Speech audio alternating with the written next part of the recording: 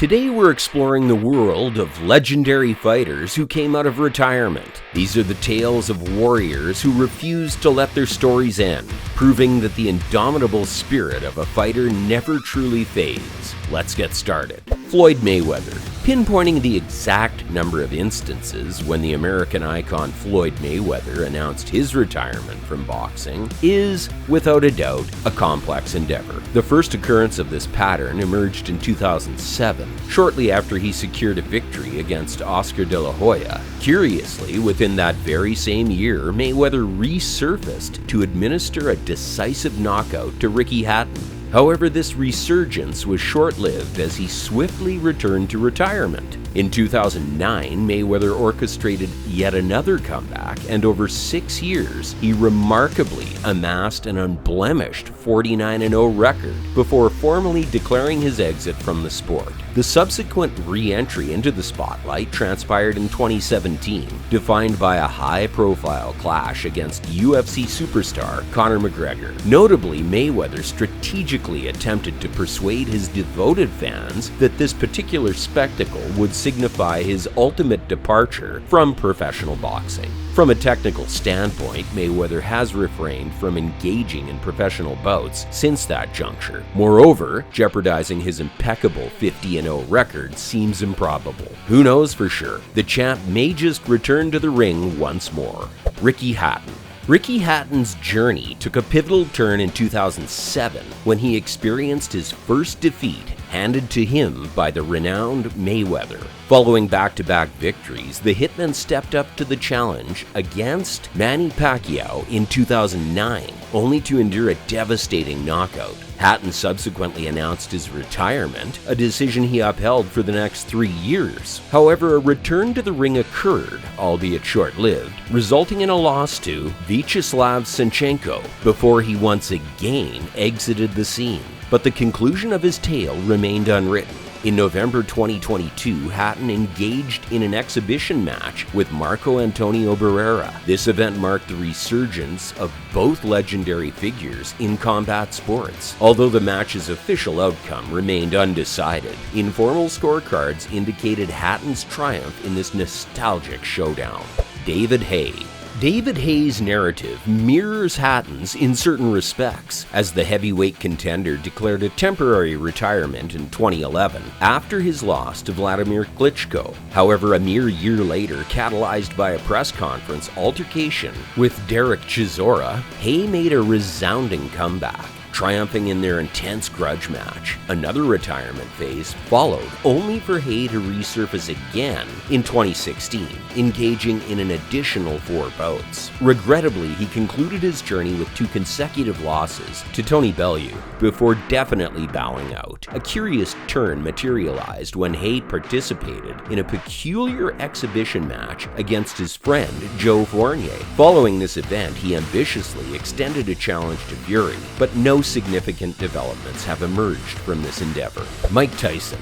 Mike Tyson, the enigmatic figure of the boxing world, stirred up a frenzy in 2020, announcing his unlikely return to the ring at the age of 53. The moniker Iron Mike was associated with Tyson when he stepped away from the sport in 2005, yet a seismic shift occurred as he re-entered the spotlight for an 8-round exhibition against Roy Jones Jr., who was also 53 then. This intriguing encounter culminated in a draw, a verdict rendered unofficially by the WBC and its panel of 3 celebrity judges. The format, comprising 8 2-minute rounds, afforded ample time for both men to find their rhythm and engage in thrilling exchanges while mitigating the potential for significant injury. Even at 57, Tyson's name continues to resonate within the boxing realm, with persistent murmurs connecting him to a potential clash, particularly against the 26-year-old YouTuber-turned-boxer Jake Paul. Evander Holyfield.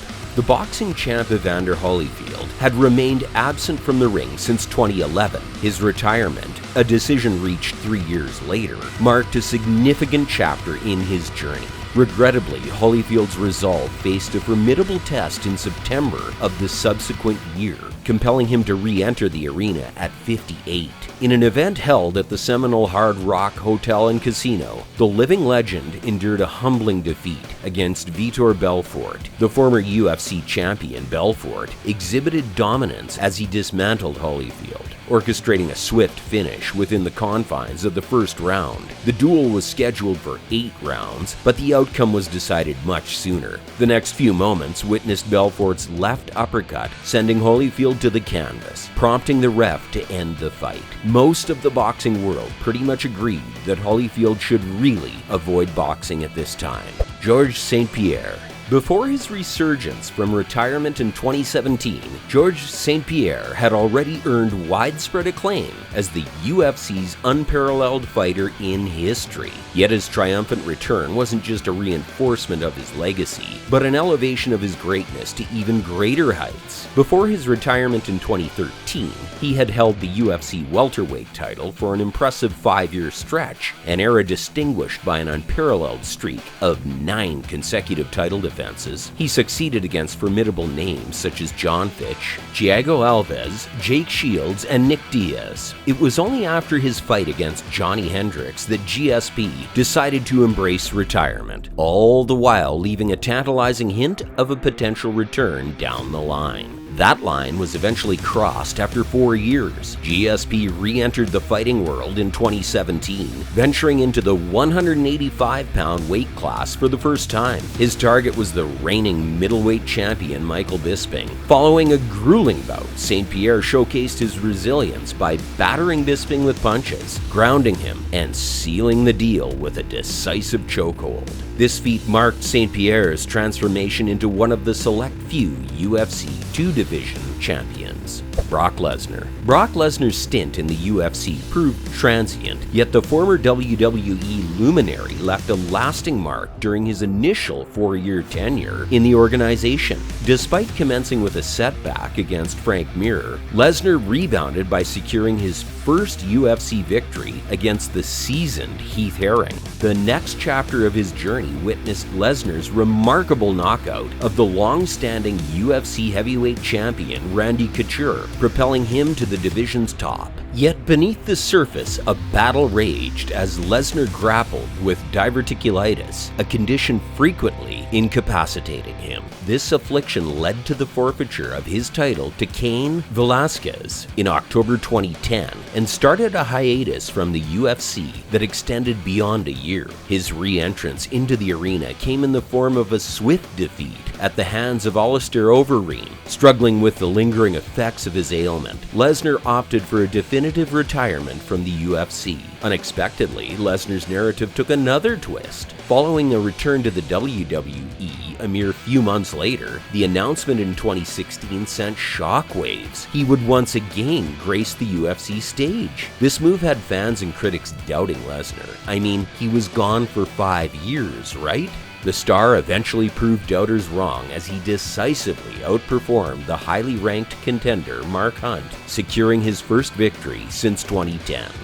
Randy Couture. Upon retiring after a knockout defeat dealt by Chuck Liddell at UFC 57, Randy Couture cemented his status as a bona fide UFC legend. Consequently, slightly over a year following his initial retirement, Couture embarked on a remarkable journey of resurgence. The focal point was a bold challenge to the reigning UFC heavyweight champion Tim Sylvia at UFC 68. The legend was considered an underdog for this fight. However, being the champ that he is, Randy shocked everyone within seconds by flooring Sylvia with a mighty right hand. Leveraging his grappling skills and quick clinch techniques, he asserted dominance over the larger champion, ultimately securing a decisive, unanimous victory. This triumph marked Couture's third acquisition of the UFC heavyweight title. Couture's championship reign saw him successfully defend his title against Gabriel Gonzaga. A few more matches followed with his final one against Lyoto Machida,